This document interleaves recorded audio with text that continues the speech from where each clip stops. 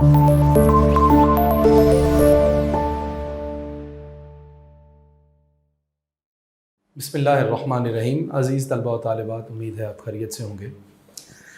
नहम जमात के new syllabus के अगला सबक हमारा जो सीरीज़ के अंदर चल रहा है, वो आज का हमारा जो सबक का उन्वान है वो है कतबा।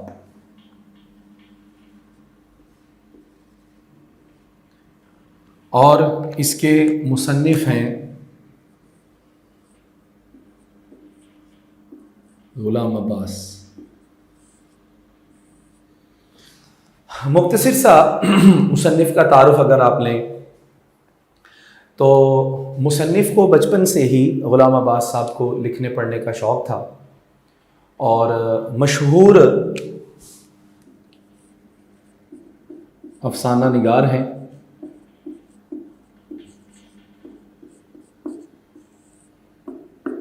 और किताब के सबक शुरू होने से पहले जो मुसन्निफ़ का तारुफ लिखा होता है उसमें बाकायदा उर्दू के अव्वलीन अफसाना निगार मुंशी प्रेमचंद के इस सिलसिले को इन्होंने इसी तरह जो है वो आगे जारी रखा। अज़ीज़ तलबा व तालिबात, कतबा किसे कहते हैं? कतबा कब्र के ऊपर जो तख्ती पत्थर की बनी लगती है या संगे मरमर की, वो सफ़ेद पत्थर, उसको कतबा कहते हैं। गुलाम अब्बास अपने इस सबक में कहते हैं, और ये इनकी जो कतबा सबक है ये इनकी किताब आनंदी से मुस्तार लिया गया है।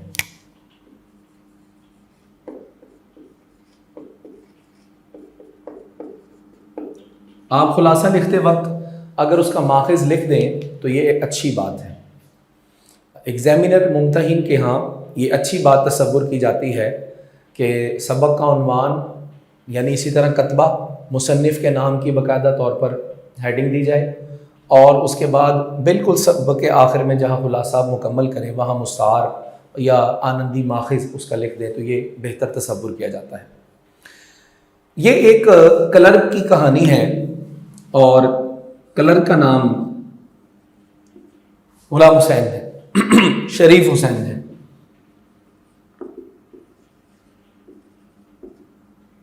शरीफ हुसैन दर्जाए दोम का एक क्लर्क है और बड़ी मामूली सी उस ज़माने में इसकी तनख्वाह है।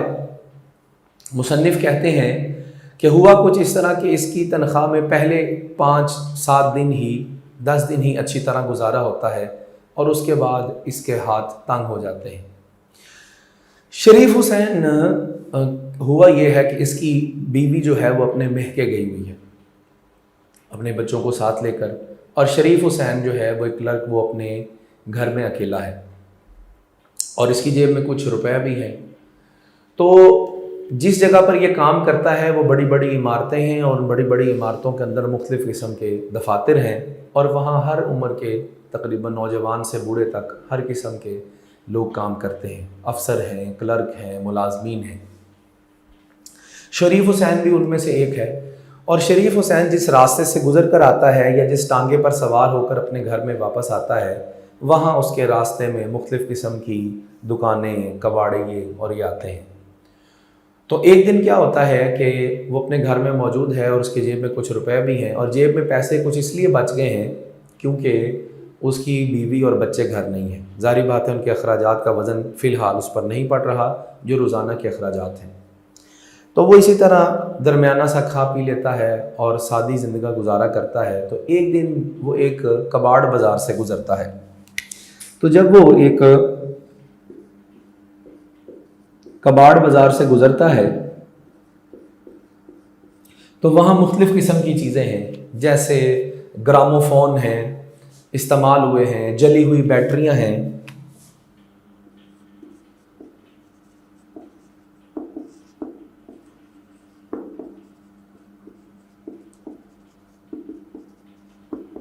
जिस तरह इस्तेमाल हुई कबाड़िया की दुकान के ऊपर अशिया मिलती हैं। वो वहाँ से गुज़रता है और देखता है कि वहाँ पर एक संगे मरमर का सारा सबक اس لفظ کے گرد آپ کو گھومتا ہوا نظر آئے گا۔ تو سنگ مرمر کا وہ جو ٹکڑا ہے، سنگ کہتے ہیں پتھر کو، مرمر ایک خاص قسم ہے اس کی، تو سنگ مرمر کا ٹکڑا جو ہے اس کو وہاں دیکھتا ہے اور اسے ایسے لگتا ہے کہ جیسے اس کو کسی مغلیہ بادشاہ کے یا مغلیہ سلطنت کے کسی قلعے سے اس کو اتارا گیا ہے۔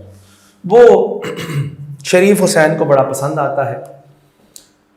شریف حسین اس کو دیکھتا ہے اور کباڑیے سے اس کی قیمت پوچھتا ہے، تو کباڑیا اس زمانے کے لحاظ سے اس کو 3 روپے کہتا ہے۔ تو شریف حسین اسے لینا تو چاہتا نہیں ہے، لیکن بہرحال وہاں سے جانے کی کوشش کرتا ہے۔ تو اتنے میں اس کباڑ کا مالک یعنی دکاندار اسے کہتا ہے کہ آپ کتنے پیسے دیں، آپ بتائیے کتنی رقم ادا کریں۔ تو نہ چاہتے ہوئے شریف حسین اسے کہتا ہے کہ میں تمہیں اس کا 1 روپیہ ہی دوں گا، اس سے زائد میں بالکل نہیں دوں گا۔ تو وہ دکاندار فوراً ہی کہتا ہے چلے آپ یہی دے دیجئے۔ اب وہ اس سنگ مرمر کے ٹکڑے کو دیکھتا ہے اور اس کو یہ نہ چاہتے ہوئے اس نے خرید لیا، لیکن اس دوران اس کے دل میں ایک خیال پیدا ہوتا ہے کہ کیوں نہ وہ اپنا ایک بہت بڑا گھر بنائے اور اس گھر کے باہر اس سنگ مرمر پر اس کا نام کندہ ہو اور لکھا ہو خوش خط جلی حروف میں، اور وہ وہاں پر اس کو اس کے اپنے دروازے پر لگائے۔ اب یہ خیال اس کے ذہن میں پیدا ہوتا ہے، اتنے میں وہ کباڑیا اس کو لپیٹ کر یہ سنگ مرمر کا ٹکڑا اس کو دے دیتا ہے۔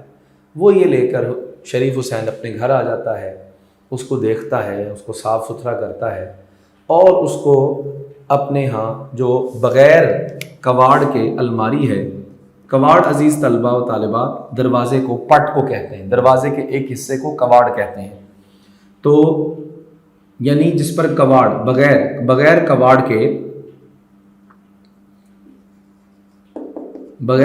کے اس کے پاس ایک الماری ہے، وہاں اس کو محفوظ کر کے رکھ دیتا ہے کہ کوئی بچہ اس کو ٹھوکر لگ کے توڑ نہ دے یا اس کو خراب نہ کرتے۔ اب وہ کئی دن، کیونکہ اس کی بیگم اور بچے گھر میں نہیں ہیں، وہ اسی کے بارے میں سوچتا ہے اور بار بار اس کو دیکھتا ہے اور اس کے دل میں خیال آتا ہے اور اسی خوابوں کے اندر وہ جینا شروع کر دیتا ہے، ایک خیالاتی زندگی جینی شروع، جیسے آپ کہتے ہیں خیالی پلاؤ پکانا شروع کر دیتا ہے زندگی کے۔ اسی طرح پھر اس کے کچھ دن کے بعد اس کے بیوی بچے آ جاتے ہیں اور پھر وہ اس پتھر کو بھول جاتا ہے۔ ایک دن پھر اس کو یہ خیال آتا ہے اور وہ گھر آ کر اس سنگ مرمر کے ٹکڑے کو ایک تراشخاں کے پاس لے جاتا ہے اور وہاں جا کر اس کو کہتا ہے کہ وہ اس کے اوپر خوش خط کر کے اس کا نام لکھ دے۔ وہ اس کا بڑا جلی حروف میں، جلی حروف کا مطلب ہوتا ہے بڑے بڑے الفاظ میں، اس کا نام لکھ دیتا ہے اور اس کے ساتھ وہ وہاں پر کچھ بیلیں بنا دیتا ہے، بیل بوٹے، جس طرح اس کسی پتھر کو خوبصورت کرنے کے لیے بنائے جاتے ہیں۔ اس کے ساتھ وہ بیل بوٹے بناتا ہے تو شریف حسین اپنے نام کو پڑھ کر بڑا ہی خوش ہوتا ہے اور اس کو بڑا اچھا لگتا ہے کہ میرا بڑا سا گھر ہوگا اور اس کے باہر یہ ٹکڑا سنگ مرمر کا لگا ہوگا اور اس پر اس کا نام خوش خط لکھا ہوا ہوگا۔ وہ پھر خوابوں اور خیالوں کی، پھر وہ کپڑے میں اس کو کاغذ میں لپیٹ کر لے آتا ہے اور سیڑھیاں چڑھتا ہوا اپنے گھر کی یہ سوچتا جاتا ہے کہ کسی طرح اس کو دوبارہ دیکھیں، لیکن یہ دیکھتا ہے کہ لوگ اس کو دیکھ کر کیا کہیں گے۔ تو بہرحال وہ گھر آتا ہے، اخبار اتارتا ہے، اس کو دیکھتا ہے اور پھر من ہی من میں خوش ہونے لگتا ہے اور پھر اس کو دوبارہ اسی کباڑ میں رکھ دیتا ہے۔ پھر دیکھتا ہے کہ وہاں پڑے پڑے اس کا کچھ رنگ پیلا پڑ گیا ہے، پھر وہ اس کو دھوتا ہے اور پھر اس کو لپیٹ کر الماری کے نیچے یا صندوق کے نیچے رکھ دیتا ہے۔ اب اسی طرح یہ پتھر جو ہے وہ جگہ بدلتا رہتا ہے۔ اس دوران شریف حسین یہ چاہتا ہے کہ اس کی ترقی ہو جائے اور وہ اعلیٰ قسم کا، اعلیٰ درجے کا ملازم ہو جائے اور کلک سے کچھ ترقی کر جائے۔ اسی خواب میں وہ رہتا ہے کہ ایک دن وقتی طور پر اس کی ترقی ہو جاتی ہے، کیونکہ اس سے اوپر والا کلرک جو ہے، ہیڈ کلرک، وہ چھٹی لے کر چلا جاتا ہے۔ اب یہاں پر شریف حسین بڑی دل لگی کے ساتھ کام کرنے لگتا ہے اور کچھ ماہ کے لیے اس کی آمدن بھی بہت اچھی ہو جاتی ہے۔ اب وہ روزانہ اس پتھر کو، سنگ مرمر کو جا کر پتھر کے ٹکڑے کو دیکھتا ہے، اس سنگ مرمر کے ٹکڑے کو دیکھتا ہے اور پھر اپنی ترقی کا سوچتا ہے، اپنے مال کا سوچتا ہے، اور وہ سوچتا ہے کہ گھر وہ بنا لے گا۔ اسی طرح زندگی آگے بڑھتی رہتی ہے، اور وہ گھر میں بھی اس دوران کباڑ سے لا کر ایک کرسی اور ایک ٹیبل رکھ لیتا ہے، اور دن رات اپنے آپ کو اس کام میں کھپا دیتا ہے۔ اس دوران وہ کلرک جو ہے وہ اپنی سیٹ پر، اپنی جگہ پر واپس آ جاتا ہے۔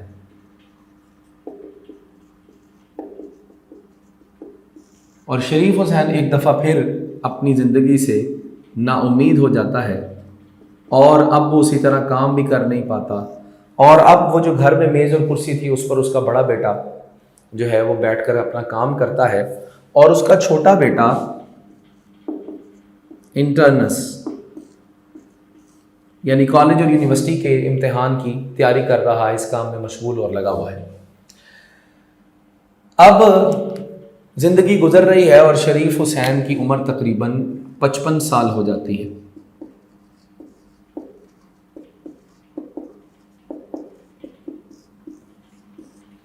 اور 55 سال ہو جاتی ہے اور اس کو ریٹائرمنٹ ملتی ہے، اور اس کی پینشن جو ہے وہ جاری ہوتی ہے، اور اس دوران اس کو کچھ پیسے مل جاتے ہیں۔ اور شریف حسین کیا کرتا ہے، اس سے اپنے بچوں میں سے خصوصاً اپنی بیٹی کی شادی بڑی دھوم دھام سے کرتا ہے۔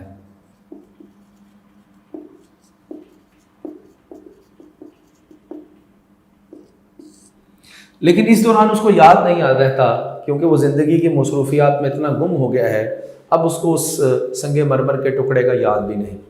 اب سنگ مرمر کا ٹکڑا کبھی کباڑ میں، کبھی الماری کے نیچے، کبھی صندوق میں، کبھی لپٹا ہوا کہیں اور کہیں جگہ ہے۔ ایک دن اسی شریف حسین کو سردی کی کتاب میں لکھا ہے، ایک دن شدت کا جاڑا تھا، اور اس کی رات کو کہیں شریف حسین اپنی ضرورت کے لیے اٹھتا ہے، اور اس دوران اس کو ٹھنڈ لگ جاتی ہے، اور وہ نمونیا کی بیماری کا شکار ہو جاتا ہے،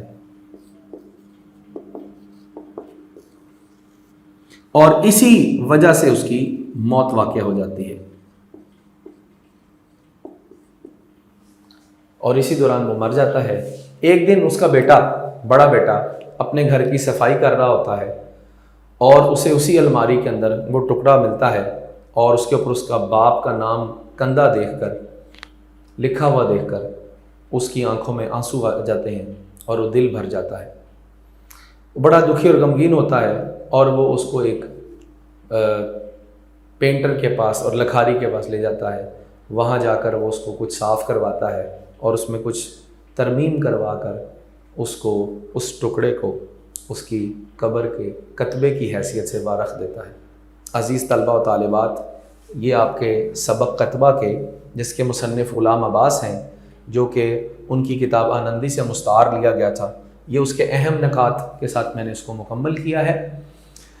مزید ویڈیوز دیکھتے رہیے۔ اردو کا کچھ نیا پیٹرن آیا ہے، انشاءاللہ آنے والی ویڈیوز کے اندر آپ کو اس پیٹرن کی تبدیلی بتائی جائے گی۔ کچھ سوالات میں پنجاب بورڈز کی طرف سے اور مختلف بورڈز کی طرف سے کچھ ترمیم، کچھ تبدیلی کی گئی ہے۔ آنے والی ویڈیوز میں اس کا تذکرہ کریں گے کہ آپ کے پیپر کے کتنے سوالات ہیں، اور ان میں کون سا سوال ہے جو اب جس کی جگہ بدل دیا گیا ہے، اور کچھ سوالات میں اضافہ کیا ہے۔ زیادہ تر سوالات وہی ہیں، کچھ سوالات کے جوابات میں کچھ اضافہ کر دیا گیا ہے۔ عزیز طلبہ و طالبات، اپنا خیال رکھیے۔ انشاءاللہ آپ سے اگلے لیکچر میں ملاقات ہوگی۔ السلام علیکم ورحمۃ اللہ وبرکاتہ۔